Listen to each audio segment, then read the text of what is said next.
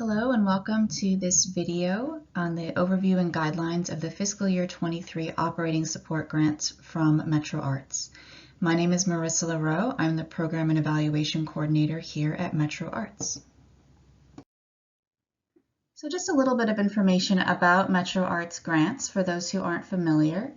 Metro Arts is a branch of Metro government, and we strive to ensure that all Nashvillians have access to a creative life, and that's through community investments, artist and organizational training, public art, and creative placemaking coordination, and direct programs. And within that, our grants program supports nonprofit organizations of all sizes through our community arts grants.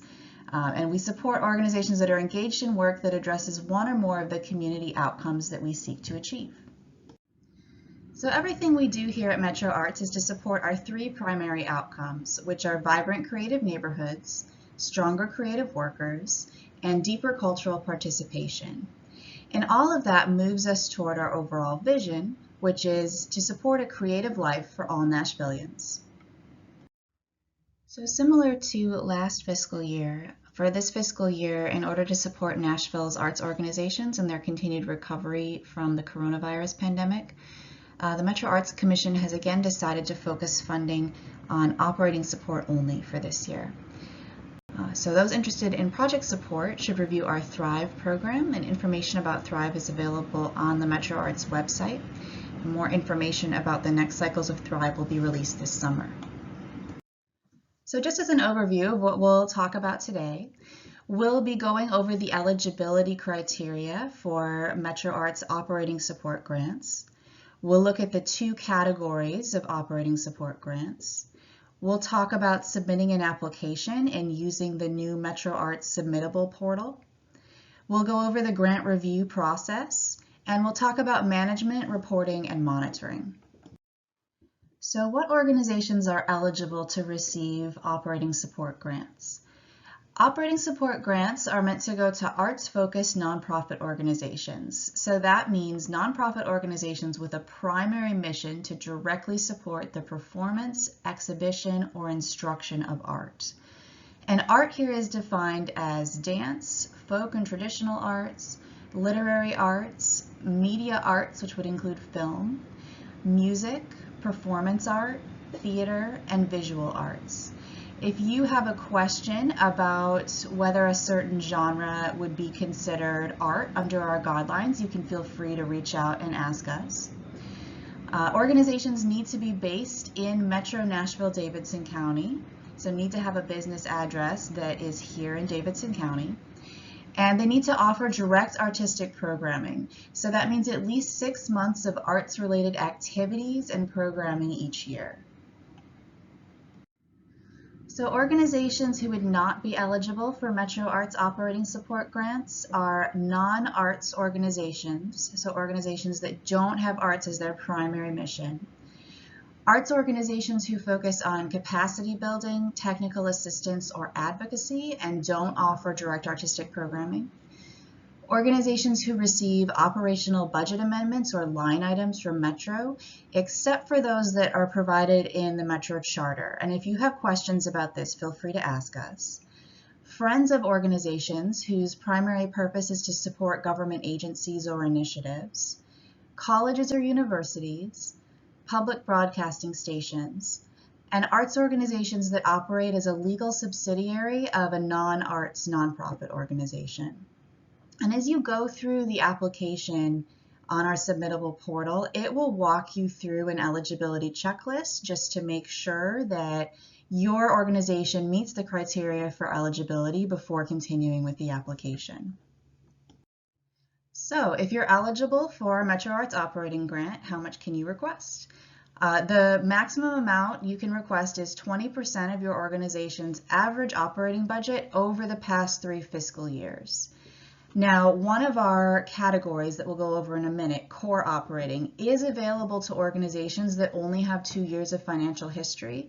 And so if that's you, if you only have been a nonprofit for 2 years, we would just take the average of the past 2 fiscal years. But if you have more than 2 years, we would use that 3-year average.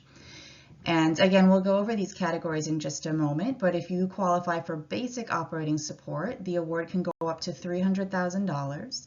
If you qualify for core operating support, it can go up to $20,000.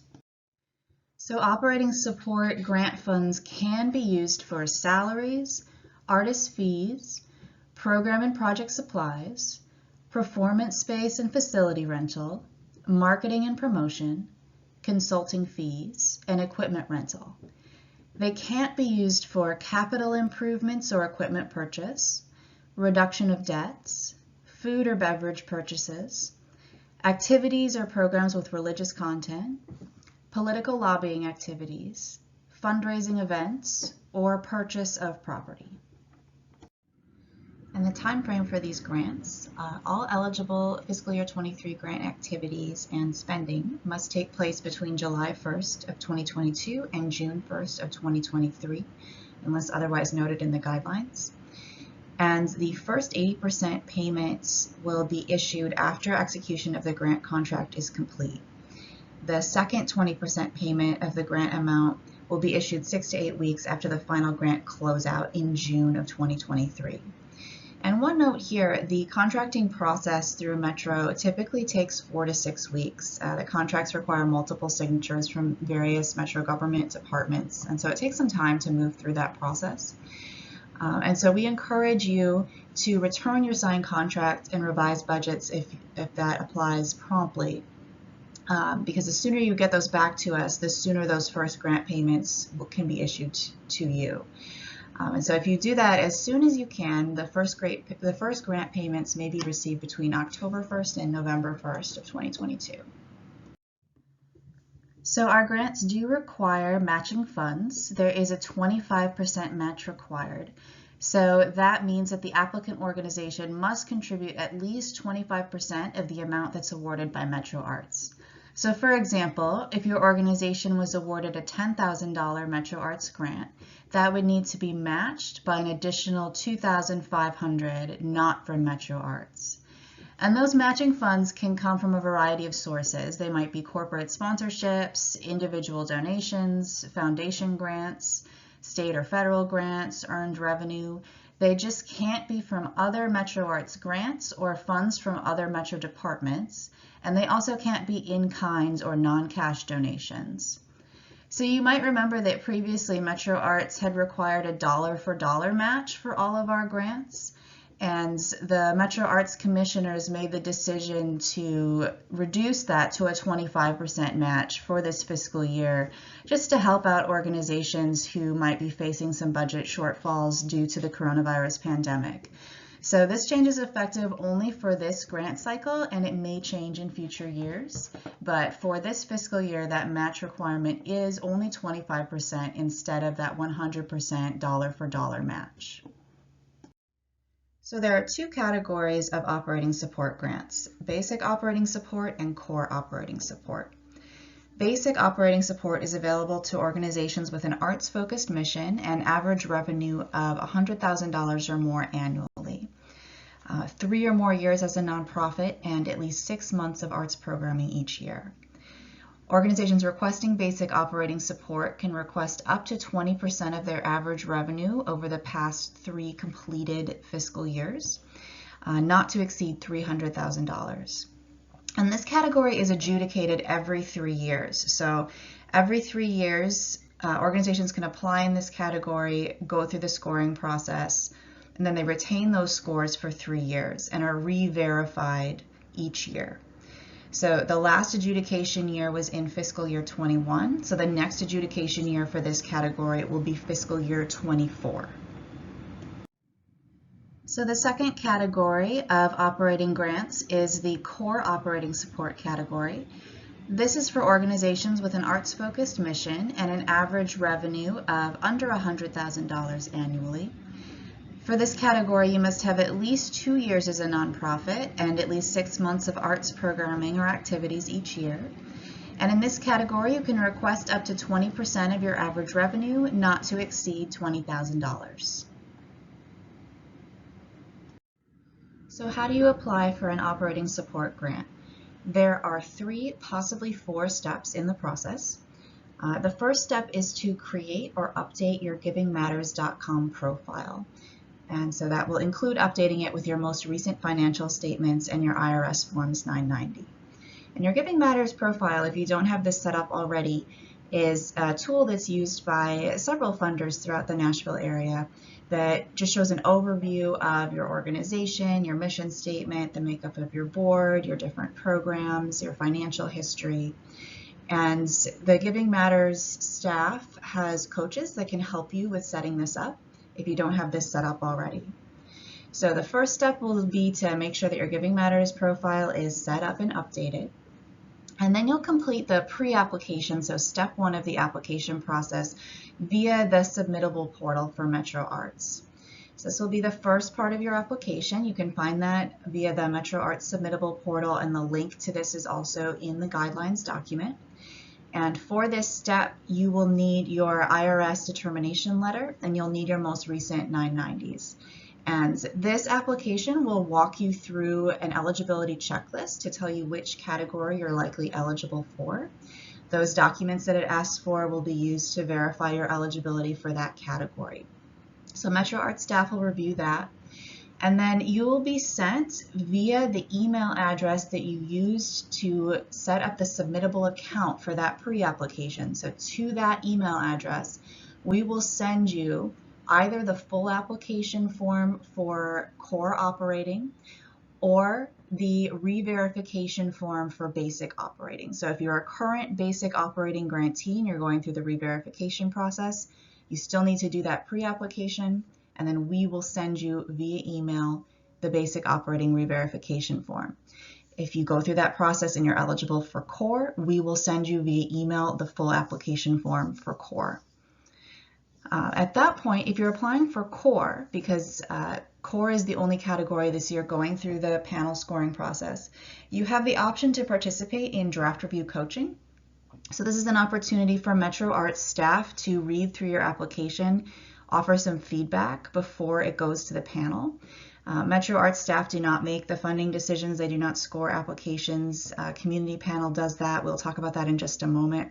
So we're kind of a neutral party, and we are here to kind of offer our feedback and support on your application if that's something that you would like. So if you're interested in that, if you're applying for core, you would just indicate that you're interested in that on the pre-application, that first application step there. So I wanted to include some screenshots of the application portal just so you can see what it looks like as you prepare to apply. So when you apply, you'll come to the Metro Arts submittable portal page, and you can find that by going to the link there on your screen. You can also find this link in the grants guideline document, and you can find it on the Metro Arts website at metroartsnashville.com/grants. And so if you come to that link, this is what you'll see. There'll be our Metro Arts logo. There'll be a brief description of who we are. And as you scroll down, you'll see all the different funding opportunities that are currently open. And so you'll scroll down and you'll look for the fiscal year 23 operating grant application and click on that to start the application process. So after you click on that link for this year's operating support grant, it will take you to the application landing page. And on this page, you'll see the title of the grant application. There'll be a little bit of information about it. There's also a link here to the grant guidelines document. So this will be available on each page of the application that you're working with. You'll be able to click a link to look at the grant guidelines document. We've also included a link to the grant scoring guide, and we'll talk more about that in just a few minutes. This is what the panelists use when they're scoring applications, and so if you'd like to have this available to review, you can also link to that from this page. Both of those documents are also available on the Metro Arts website on the grants page. And if you don't already have a submittable account set up, this page will give you the opportunity to go and create an account. If you do have an account set up already, and you're logged in, then it will proceed to the application form. So if you don't have a submittable account, on this page you should see a button that says create an account. So then once you click on create your account, it will take you to this page. And if you've ever created an online account before, it's a really similar process. You'll enter your email and a password, confirm the password, enter the first and last name that's associated with that email address, and then it will send you a verification link to that email address that will get you set up in the submittable system. So again, really, really important, the full application form and any report forms and messages about contracting and all that important stuff is going to be sent via email link in the submittable system to the email address that you use to create the submittable account. So even if you create the account under one email and then in your contact form in the application you list a different one, everything's going to go to the email that was used to create this account. So it's highly recommended that you use your primary contact email for this grant for your submittable account. If you have questions about that, please let me know. We can talk you through how to manage that, but really important note here. Okay, so you've created your submittable account, you're all set up, you're in the application. The first screen that you're going to see is this general contact information screen that's just gathering contact information associated with the submittable account. So this is something that's built into Submittable as a platform. I believe it's because the platform was initially designed for individuals who were applying to multiple organizations, and so it just updates this with each application that you fill out. So you will have to re-enter this on the next screen, but this is just something that the platform does. So this is just gathering information associated with the submittable account. If it's someone working for your organization, it would just be your organization, business address, contact information. Okay, so from there, you are into the Statement of Intent pre-application form. And you'll see here that the form includes at the top links to the guidelines and to the grant scoring guide. And those links will be at the top of this form. And when you get the full application form, it will be there as well. So you can reference those as you work on the application. And then this pre-application will walk you through a series of yes/no questions to determine your eligibility for operating support grants, and it will tell you which category your organization is eligible to apply under. Then once it does that, it's going to ask you to upload your 501c3 IRS determination letter and your Form 990, your IRS Form 990 for the most recently completed fiscal year. The reason we're asking everyone for that is we know that not all organizations will have their Giving Matters profiles updated at this point in the year, just depending on how you do things. And so that will just allow us to screen everyone for eligibility really easily without having to follow up with you. So when you get to the bottom of this form, you'll also see a question that asks if you're interested in draft review coaching. And that is what we talked about a few minutes ago on an earlier slide. That's an opportunity for you to fill out the narrative portion of the full application, which will be sent to you via email, and have a Metro Arts staff person read through it and then meet with you to help you strengthen your application, work on your budget, answer any questions that you might have. So if that's something that you're interested in, this form is where you will indicate that, and then someone will follow up with you to schedule that. And then once this form is submitted, Metro Arts staff reviews it, makes sure that you're applying under the right category, and then sends you the link to the full application for that category. So via email, you will get a link either to the core full application or the basic re-verification form. And so again, everybody needs to go through this step, even grantees who are basic operating support grantees and just need to do their re-verification form. This is how we get you into the system and send you that form. So this is the second year that we have done the grant application process as a two-step process. Step one, that pre-application that is due February 10th, and step two, the full application or the basic re-verification form that will be due March 10th. And we've decided to do this again this year. It worked really well for us last year. The reason why we do it this way is, first, it ensures that everyone is applying in the category for which they're eligible. Nobody's guessing that they're clicking on the right grant category based on their budget, if there's anything in question there. So that allows us to make sure everyone's applying in the category they're eligible for. And then really importantly, it also allows us to better plan for application draft review, for those coaching sessions. It lets us know how many panelists we need to recruit if we know in advance how many folks are applying. And it lets us set up other supports that might be necessary for the application process. So that's why we do it this way. Okay, so you've made your submittable account, you've filled out the pre-application. Once that happens, you should get an email confirmation that it's been submitted. And then MetroArts staff review that pre-application and send you via email a link to the full application. So if you fill out that pre-application and it says, hey, you're eligible for core operating support grant application, you'll get an email with the link to that core operating grant full application form. And this is what it looks like here once you open it up. If you fill out the pre-application and it says, okay, great, you're eligible for basic operating grant re-verification, you'll get a link to the re-verification form. And this is what it looks like when you open it up.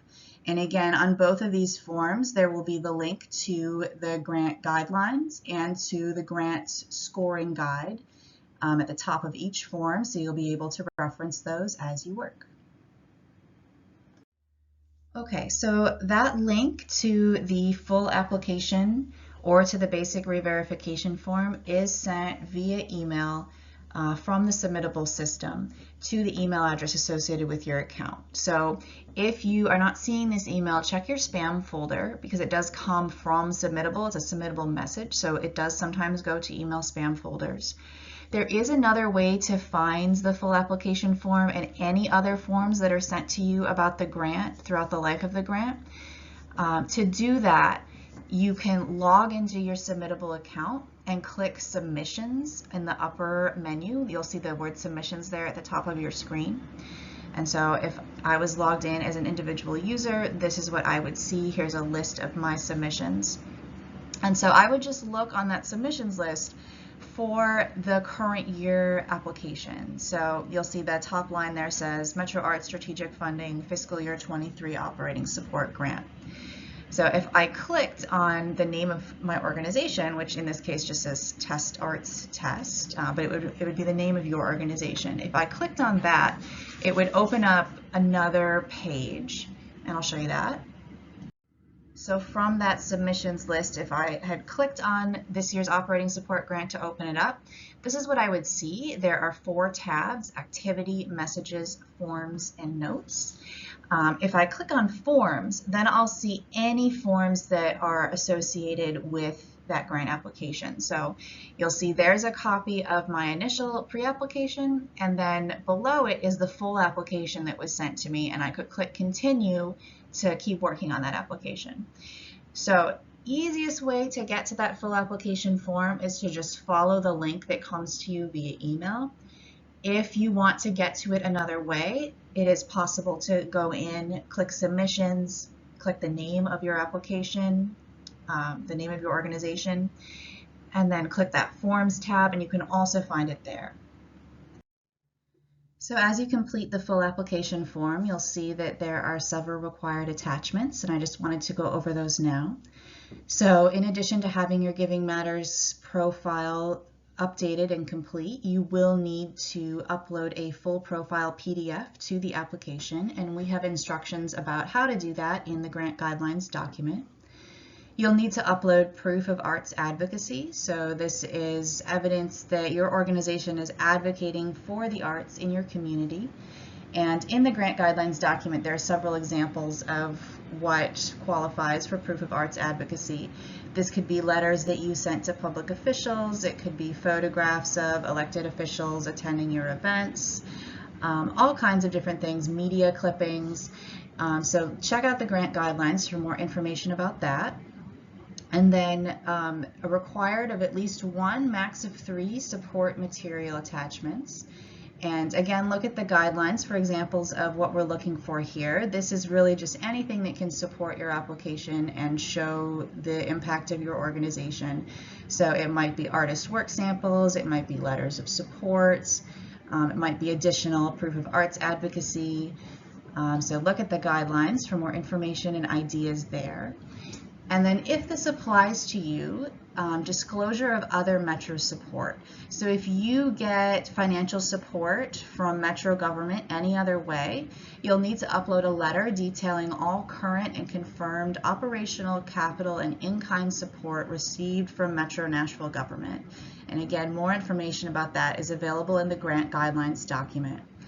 And then there is an optional upload for up to 2 website links. And so if you're planning to upload videos of any kind for any of these required attachments, we really suggest uploading that to a web-based portal first, like YouTube or Vimeo, and then putting the links in. That will just make it much easier for the panelists to access those files. Okay, so just a timeline overview of this process. The application is live as of January 27th, 2022. That pre-application, that first step, is due by February 10th of 2022. So this is required for everybody, including organizations that are current basic operating grantees who are going through the re-verification process. Everybody needs to fill out this step 1 pre-application by February 10th. We can accept these after February 10th. The very last day that we could accept that pre-application is March 4th. That's because it does take us some time to do that initial review and send you the next step. So due date February 10th. If something comes up and it has to come in later, the very last possible day we could accept that pre-application is March 4th. So if you are applying for core operating and you request draft review coaching, that will take place between February 14th and 25th, 2022. If you mark that you would like draft review coaching in your pre-application, you'll be sent an email with some possible dates or asking you for possible dates for your coaching session. And then the full application or the re-verification form for basic will be due by March 10th, 2022. So once your applications are in, the applications then go for core operating to a community review panel. That panel will do their review throughout March and April. They will have a panel meeting in early May where they will complete the scoring of the core operating support grants. If you're going through basic re-verification during this same time period, Metro Arts staff will just be doing the re-verification process because there's not a new scoring process for basic this year. So then based on the results of the core operating scoring and based on the re-verification process for basic, recommended funding amounts are then sent to the Metro Arts Commission. They review those in the June meeting and they approve the award amounts. That will be scheduled for June 16th. And so then award announcements will be issued by June 17th of 2022. And then some tips as you're preparing your application. This may sound obvious to some, but I always like to give these reminders. Save your drafts frequently. Especially with online systems. We all have found during this past year doing so much work remote and online that things happen with technology, so always save your drafts. And then I always recommend to consider copying and pasting the questions from the application into a Word document and then copy pasting your responses into the submittable form when you're ready to submit the application. This allows you to work on the application in a little bit easier format than dealing with the online form. And then always review the grant guidelines carefully. There's a ton of great information in there. And then also review that grant scoring guide. So the grant scoring guide is what our reviewers, our panelists use when they're assigning a score to your application. So if you review that guide, you'll see the actual rubric and criteria that they're using to score your application, and that can be really helpful to you as you write your application narrative. And then also we really encourage you to take advantage of our draft review coaching. This is an opportunity for Metro Arts staff to read your application in advance and give you feedback, which can be really, really helpful. And again, Metro Arts staff aren't the ones making funding decisions. That's done by our panelists. So we are kind of a neutral party that, we're here to support you, and we want to help you make the strongest application that you can submit. So once the applications are all received, they go through a review process where they are scored by our grant panelists. So our grant panelists for core operating are volunteers who live in Metro Nashville-Davidson County, and they're committed to the arts in our community. And we have a form that will be up very soon on our website for people who are interested in being grant review panelists. And there will not be a basic operating panel this year because we are in a re-verification year only. But in other years, when we do have basic operating, we have a panel for that category as well. So the panelists use that scoring guide to go over the application. They assign it a score, and then based on that, the applications are ranked, and then funding decisions based on those rankings are presented to the Metro Arts Commissioners. And they are the ones who make the final funding determinations based on the panelist recommendations. So again, we really encourage you to review that grant scoring guide on our website. That's at metroartsnashville.com/grants. This outlines how your application is considered and scored, and so you can refer to this as you write your application narrative.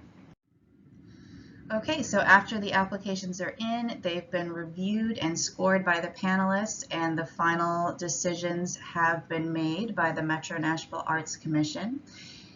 We can talk about managing an awarded grant. So if you are awarded, the award notification will be sent via submittable to that email address associated with the submittable account. So make sure you're checking that email address for notifications about the award.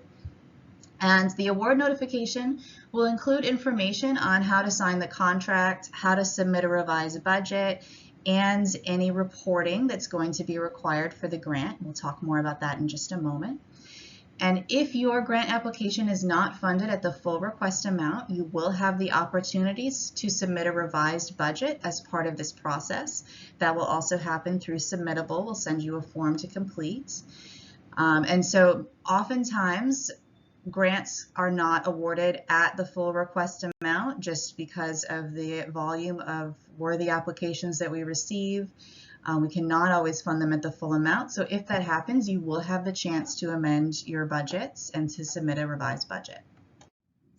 And one thing to remember, the budget that you submit as part of your application or that revised budget that's submitted as part of the contracting process does go into your contract. So you must follow this budget unless Metro Arts authorizes changes. So we know that as the year plays out, sometimes things change. You need to shift how you're planning to spend the money. And so any program or budget changes need to be submitted as a contract amendment request in the submittable system at the earliest possible date. So as soon as you know that you're going to need to make a change to your budget, you need to request that we send you a contract amendment form so that we can get that approval process going. So to do that, you would email me at marissa.laroe@nashville.gov, and then I can send you that contract amendment request form in Submittable. And so reports on how the grant funds were spent are due with your final report on June 15th. And if an expense has changed in your final budget report more than 10% from what you included in your contract budget, the report will be returned to you for corrections, and that can delay the payment of your final 20% payment. So that's why it's really, really important if you do have changes in your budget to contact us to make sure that you can get a budget revision, a contract revision, so that doesn't cause delays as you turn in your final reports, and it doesn't cause any delays in getting your final payment. So then in terms of program reporting, if you're awarded a Metro Arts operating grant, there will be a monthly performance metrics report that is due on the 10th of each month, and I'll send you more information about that with your award notification. But this collects the council districts where arts and culture programming took place through your organization, and the number of participants, both overall participants and student K through 12 student interactions, so student participants. And we are asking during this time of social distancing, when we know some people are participating virtually and some people are coming in person in limited capacities, we are asking that you track and separate out virtual participants from in-person participants. And then there also will be that final closeout report that's due on June 15th. And this will be where you report on the overall year. So the number of participants across the whole year. You'll report on your program goals, outputs and outcomes, participant demographic information, and jobs supported by the grant funds. So Metro Arts is required to review and monitor at least 10% of our distributed funds annually. So that means that we randomly select several grantees each year to do a monitoring visit. So if your organization is selected, you'll be notified in advance, and a meeting time will be arranged for Metro Arts staff to conduct a site visit. And I believe we are doing these virtually while COVID-19 is still an issue, just for safety. And during this visit, you'll be asked to provide year-to-date grant expenditures, payment records, payroll records, and electronic and printed promotional materials to show that you're in accordance with the Metro Arts logo usage policy. And that information is available on our website, and there's more information in the grant guidelines about that. And so again, if you have any additional questions, you can feel free to reach out to us via email. My name is Marissa Leroux. My email is there on the screen. You can also reach out to Janine Cristiano. She is our Strategic Funding and Initiatives Manager here at Metro Arts, and she can answer your questions as well. So thank you so much for watching this presentation. We wish you the best of luck in submitting your grant applications, and feel free to reach out with us with any questions.